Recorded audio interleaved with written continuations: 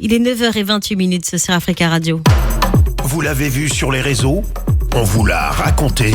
Ça buzz sur Africa Radio. Alors, on en parle régulièrement dans les médias français, en tout cas sur les réseaux sociaux. Un indice, L214, cette association qui lutte contre la maltraitance animale. Ces jeunes masqués qui dénoncent en vidéo, en silence, ces différentes scènes qu'on retrouve dans les abattoirs français. Alors, je me suis demandé, puisque ça m'a forcément touchée et que certains n'ont pas forcément le cœur à voir des images aussi traumatisantes et parlantes, pourquoi ? Parce qu'ils sont sensibles ou parce qu'ils ne souhaitent pas changer leurs habitudes de consommation. Autant vous interroger, vous aussi, chers auditeurs, sur le sujet. Que pensez-vous de la condition animale ? Est-ce que vous pensez qu'il est nécessaire de diminuer, voire d'arrêter de consommer toutes sortes de viande ? Est-ce que vous serez prêt à devenir végétarien ou vegan ? On en parle avec vous ce matin. Et pour commencer, nous sommes en compagnie de Francine. Bonjour Francine. Bonjour. Bonjour tout le monde. Vous allez bien ? Ça va. Alors vous, Francine, qu'est-ce que vous pensez de la condition animale aujourd'hui ? Alors moi, je suis une militante depuis, une militante. Je lutte contre la maltraitance animale à mon niveau, bien évidemment, oui. Et je suis devenue végétarienne depuis plus de 5 ans, 6 ans à peu près. Et qu'est-ce que ça a changé à votre vie ? Absolument rien. Absolument rien. Physiquement, absolument rien. Socialement, absolument rien. Quand je sors ou quand j'invite. Si je dois faire, moi, la dernière fois, j'ai invité des amis, j'ai fait des lasagnes à la viande. Moi, j'ai pas mangé la viande, ça m'a pas, on a passé une bonne soirée. Quand on va au restaurant, alors je mange du poisson, donc je mange du poisson. S'il y a pas de poisson, je mange que des légumes, du riz, des pâtes. Voilà, ça change absolument rien. J'ai juste effectivement, grâce, je dirais, ou à cause, je ne sais pas, L214 qui depuis plusieurs années. Diffuse des images d'abattoirs parce que comme je l'ai déjà dit, moi j'ai une culture alors juive pied noir, donc on mange de la viande. Oui. On a toujours mangé de la viande. Ma grand-mère à l'époque faisait des rôtis de veau. Je me posais pas la question de savoir comment le rôti de veau était venu dans mon assiette, d'où ça venait, ce que c'était, etc. Et en fait, L214 m'a ouvert les yeux. Oui. Et depuis, j'ai un petit peu de mal à voir un morceau de viande dans mon assiette. Enfin, je peux plus, c'est-à-dire je ne peux plus manger de viande parce que maintenant je vois l'animal dans mon assiette.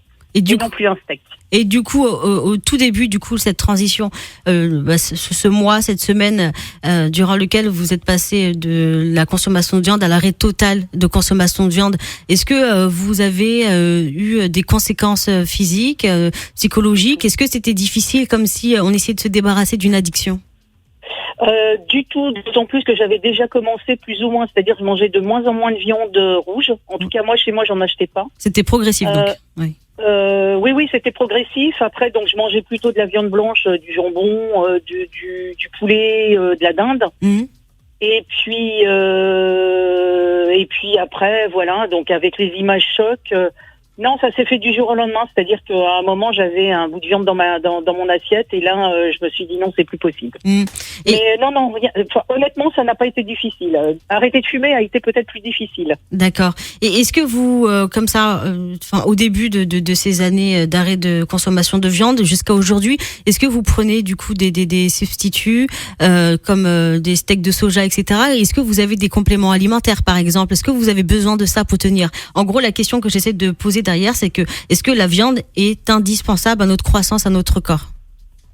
Alors personnellement, non, d'autant plus que j'ai des problèmes de poids, donc je me mets au régime régulièrement. Oui. Je m'y suis mise il y a au mois de février dernier, donc je me suis mise au régime. Et là, effectivement, je me suis dit putain, c'est vachement dur, alors que d'habitude j'avais pas autant c'était pas aussi difficile. Et en fait, après, je me suis dit oui, effectivement, pourquoi c'est difficile ? Parce que je n'ai plus de protéines. Oui.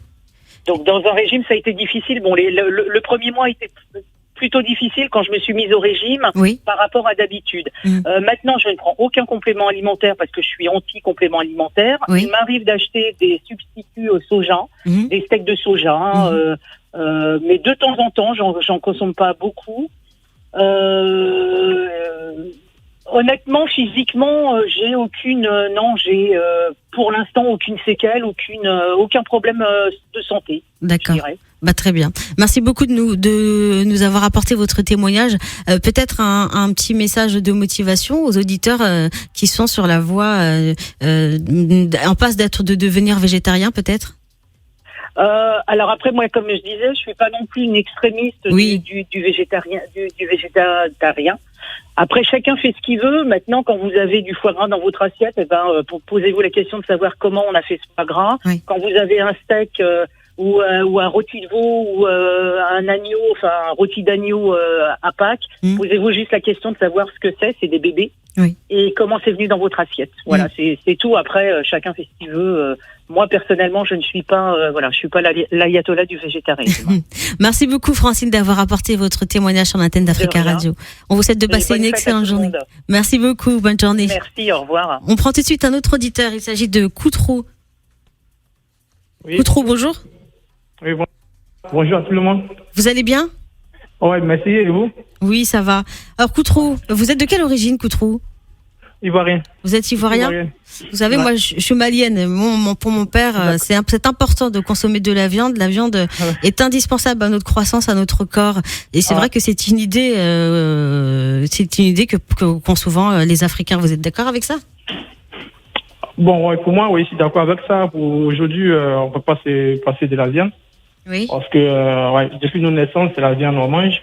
Et si c'est pas en France ici où on vit, qu'on nous parle de maltraitance des animaux, nous on connaît pas ça. Donc pour moi, depuis on est petit, c'est la viande on mange. Et quand on parle de maltraitance, pour moi maltraitance c'est peut-être c'est de lécher à mort et ne pas le voir dans notre assiette. Est-ce que vous avez eu à voir justement des images dans les abattoirs largement relayées, comme on l'évoquait, par l'association L214 par exemple, qui nous montre la réalité dans les abattoirs français notamment? Bon, j'ai pas encore vu des images, mais j'ai vu de Facebook où on parlait de ça, mais j'ai pas eu le temps de regarder. Est-ce que vous pensez que si vous êtes confronté à ces images qui, je le rappelle, seraient choquantes pour n'importe qui, hein, est-ce que vous pensez que ça pourrait avoir une incidence, une conséquence sur votre consommation de viande? Je pense pas, parce que de toute façon, en Afrique, on égorge les moutons devant nous. Oui. Donc on égorge des moutons devant nous. Ils ont déjà égorgé plusieurs fois pendant les tabaski et tout. Après, on les découpe et puis on retrouve ça dans nos assiettes. J'ai pas encore vu l'image, mais je pense que l'image, ça n'a pas changé grand-chose à ma consommation de la viande. D'accord.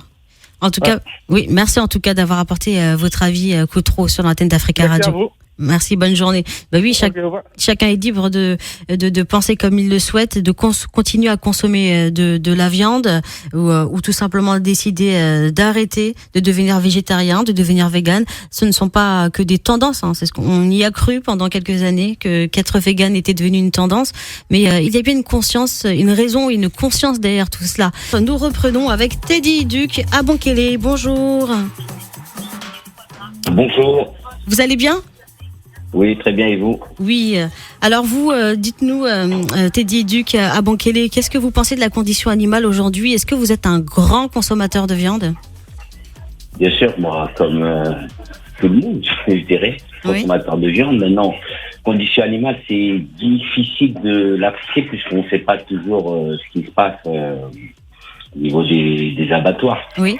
Maintenant, la consommation de viande et autres, c'est la base aujourd'hui de notre alimentation. Donc dire son passé quelque part, ce sera très très compliqué. Et après, je dirais, on est plus dans les sociétés occidentales comme européennes, où on peut se permettre de dire on va devenir vegan. Oui. En Afrique, parfois on n'a pas le choix.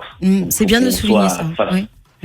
Face aux réalités. C'est-à-dire dans le monde occidental où on peut manger de la viande, on peut devenir vegan, des trucs de composition, je sais pas comment. Oui. Mais quand en Afrique, déjà, on a du mal à manger même de la viande des fois. Oui, c'est vrai, effectivement. Vous faites bien de parler de cette réalité. Hein. C'est une réalité qui effectivement dépend de la localisation, de la situation géographique. Et pendant les fêtes de fin d'année, vous êtes plus de crustacés, dinde, chapelon, foie gras. Est-ce que c'est pas aussi notre devoir en tant qu'individu du monde, en tant que citoyen du monde, d'être au courant, de se tenir informé de la façon dont les produits arrivent dans nos assiettes, en dehors aussi des réalités géographiques? Oui, moi oui, on a le droit de s'informer. Maintenant, il y a peut-être s'il faut changer peut-être les manières. On a vu des bêtes qui se faisaient parfois électrifier et autres.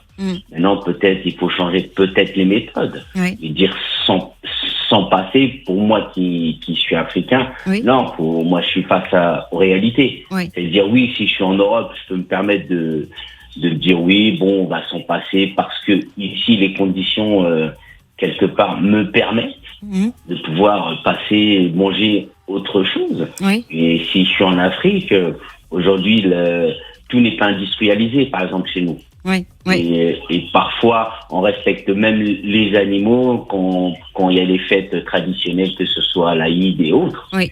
Ouais, moi, j'ai vu souvent ma grand-mère qui prenait le temps d'attacher le poulet, qui laissait grandir le poulet dans la cour. Oui.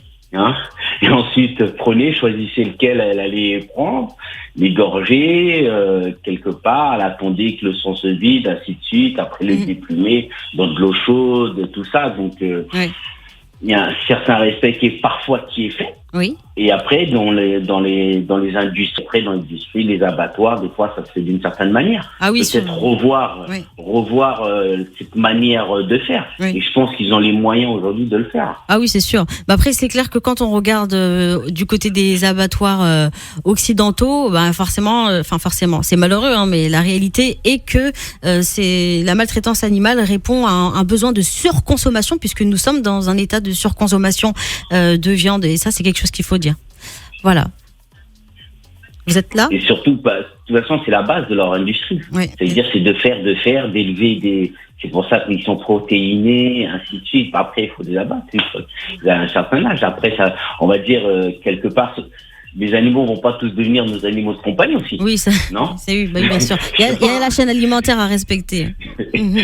Après, tout le monde aura une vache à la maison, je sais pas, ou un bœuf à la maison. Peut-être à Sassangé, mais certainement pas à Paris. Merci beaucoup, Teddy Duc Abonkele, d'avoir partagé votre avis sur l'antenne d'Africa Radio. C'est moi qui vous remercie et encore à tous vos auditeurs. Merci beaucoup, passez une bonne journée. Merci. Au revoir. Au revoir. Et nous prenons Kimia pour terminer cette émission. Bonjour Kimia. Madame Dembélé. Vous allez bien ?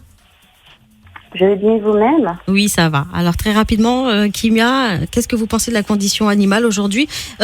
Teddy Duc Abonkele a vu juste, les conditions ne sont pas les mêmes, c'est vrai, sur le continent africain ou en Europe, où on est clairement dans un système de surconsommation et donc de surmaltraitance animalière, comme l'ont pu dénoncer pas mal d'associations européennes, occidentales, comme L214, avec des images qui sont tellement chocs.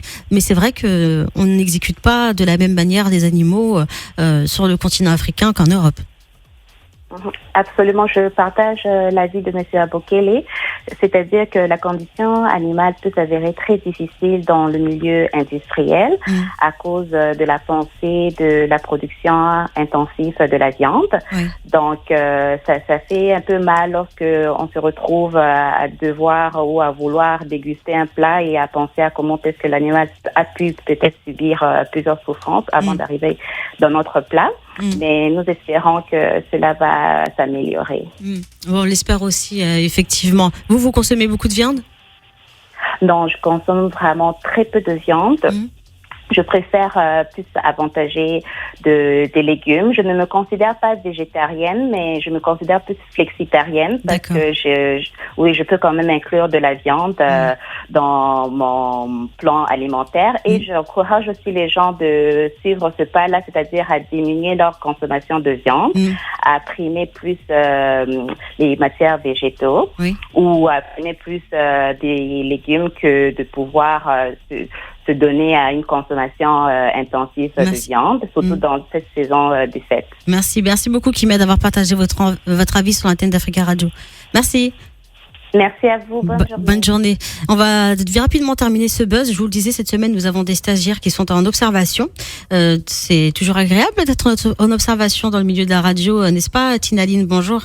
Bonjour Dieneba. Alors rapidement, cette question, tu vas prendre part aussi au débat, je me permets de te tutoyer. Qu'est-ce que tu penses de la condition animale et est-ce que toi-même tu as conscience dont les animaux sont traités pour arriver jusqu'à nos assiettes? Oui. En